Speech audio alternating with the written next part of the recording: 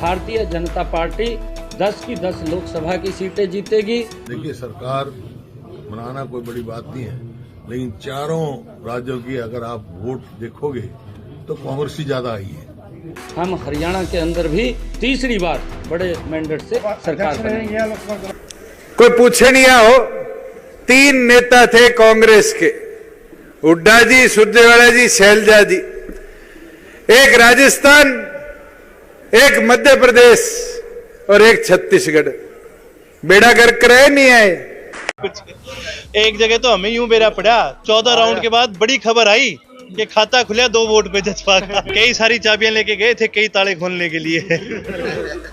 इतने तो इनकी रैली में आ लिए थे, तो क्यों तो हरियाणा से लेके गए। माने नहीं करते लोग, अब तो लोग भी मानेंगे। हार जीत तो लोगों के मन पर है, मगर एक चीज बता दी, चाबी घर तक पहुंचा दी।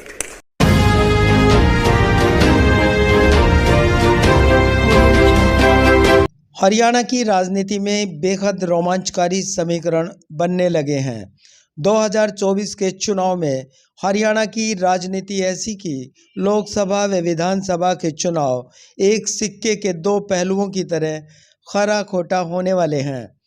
यहाँ एक और कांग्रेस अन्य दलों के लाव लश्कर के साथ चुनावी कुरुक्षेत्र में उतरने वाली है, तो दूसरी ओर भाजपा का उत्साह 3 राज्यों में जीत के बाद परवान पर है। जेजेपी के साथ सरकार में गठबंधन का राग अलाप रही भाजपा ने यह तो साफ कर दिया कि वो लोकसभा की 10 सीटें और विधानसभा की 90 सीटों पर अकेले चुनाव लड़ने वाली है।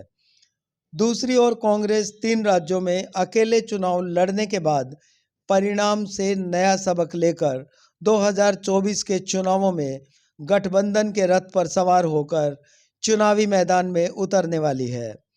हरियाणा में लोकसभा की 10 सीटों में 8 सीटों पर कांग्रेस व एक सीट गठबंधन के 2 दलों में साझा करने वाली है। एक सीट आम आदमी पार्टी को दिए जाने के प्रबल कयास हैं। यह लोकसभा सीट सिरसा के लिए हो सकती है। यहाँ से आम आदमी पार्टी के नेता अशोक तंवर मैदान में उतर सकते हैं। दूसरे कांग्रेस गठबंधन का फैसला इंडियन नेशनल लोकदल के पक्ष की ओर बढ़ने लगा है। गठबंधन में इनेलो के शामिल होने के आसार भी परवान पर हैं, तथा कयास यह कि कुरुक्षेत्र लोकसभा सीट से अर्जुन चौटाला गठबंधन के प्रत्याशी के तौर पर दिखाई दे सकते हैं। बाकी 8 सीटों में हिसार से जयप्रकाश, भिवानी से श्रुति चौधरी, रोहतक से दीपेंद्र हुड्डा, अंबाला से शैलजा या उनका नुमाइंदा और सोनीपत से भूपेंद्र हुड्डा का नुमाइंदा मैदान में उतरने वाले हैं। इनके अलावा कांग्रेस के पास हरियाणा में सभी लोकसभा सीटों पर 2 से 3 प्रबल दावेदार मौजूद हैं। इनमें जिताऊ कैंडिडेटों पर ही कांग्रेस दांव खेलने वाली है। हरियाणा में लोकसभा की 10 सीटों पर कांग्रेस का गठबंधन भाजपा के लिए कांटे की टक्कर के साथ मुसीबत खड़ी कर सकता है।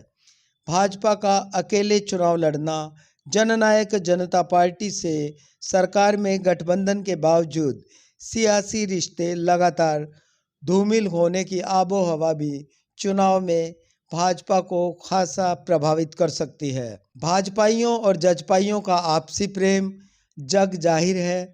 यही खटास चुनावों में गुल खिलाने वाली है। यह तो तय है कि 2024 के लोकसभा चुनावों के साथ 8 राज्यों के विधानसभा चुनाव भी संपन्न होने जा रहे हैं। इनमें हरियाणा भी शामिल है। हरियाणा में लोकसभा व विधानसभा चुनाव एक साथ हुए तो भाजपा जजपा गठबंधन के भी कोई मायने नहीं रह जाएंगे। पिछले काफ़ी समय से भाजपा व जजपा के रिश्ते दोनों ही दलों के कार्यकर्ता व नेताओं की जुबान पर कड़वाहट भरे शब्दों में सुने जा रहे हैं।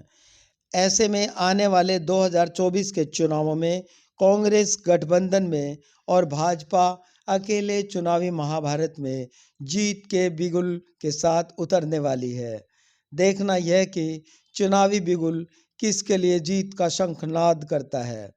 फिलहाल तो भाजपा 3 राज्यों में जीत से पूरे उन्माद, उत्साह और जोश में है, जबकि कांग्रेस अकेले चुनाव लड़ने, कम अंतराल से हारने वाले उम्मीदवारों की संख्या को लेकर और घटक दलों के उम्मीदवारों के वोट प्रतिशत को ध्यान में रखते हुए 2024 के चुनावों में कोई गलती करना नहीं चाहती।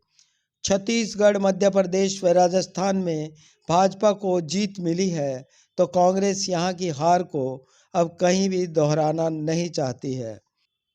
आपका इस बारे में क्या कहना है, कमेंट बॉक्स में ज़रूर साझा करें। रिपोर्ट अच्छी लगी तो लाइक करें।